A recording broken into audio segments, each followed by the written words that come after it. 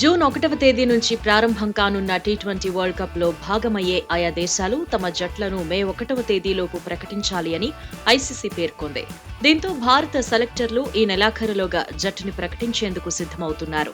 ఈలోపే మాజీ ఆటగాళ్లు జట్టులో ఎవరిని తీసుకుంటే బాగుంటుంది అన్న సూచనలు ఇస్తున్నారు.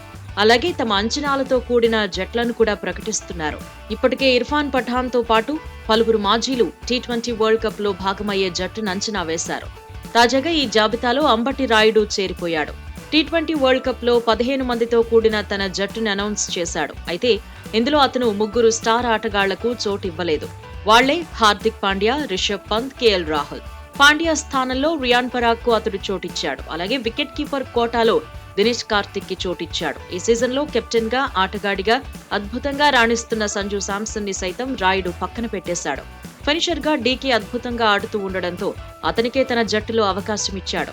అదేవిధంగా ఈ సీజన్ లో అదరగొడుతున్న పేస్ సంచలనం మయాంక్ యాదవ్ ని కూడా ఎంపిక చేశాడు. అంబటి రాయుడు ఎంపిక చేసిన జట్టులో టాప్ 4 లో రోహిత్ శర్మ, యశస్వి జైస్వాల్, విరాట్ కోహ్లీ, సూర్యకుమార్లకు చోటు దక్కింది. మిడిల్ ఆర్డర్ కోటాలో రియాన్ పరాగ్, రింకు సింగ్, శివం దూబేలను ఎంపిక చేసిన రాయుడు వికెట్ కీపర్ గా దినేష్ కార్తిక్ ని సెలెక్ట్ చేశాడు. ఆల్రౌండర్ కోటాలో ఒక్క రవీంద్ర జడేజాకు మాత్రమే చోటిచ్చాడు. ఇక ఫాస్ట్ బౌలర్లుగా జస్ప్రీత్ బుమ్రా, మహమ్మద్ సిరాజ్, హర్షదీప్ సింగ్లకు, స్పెషలిస్ట్ స్పిన్నర్లుగా కుల్దీప్ యాదవ్, యుజ్వేంద్ర చాహల్ ను రాయుడు ఎంపిక చేయడం జరిగింది.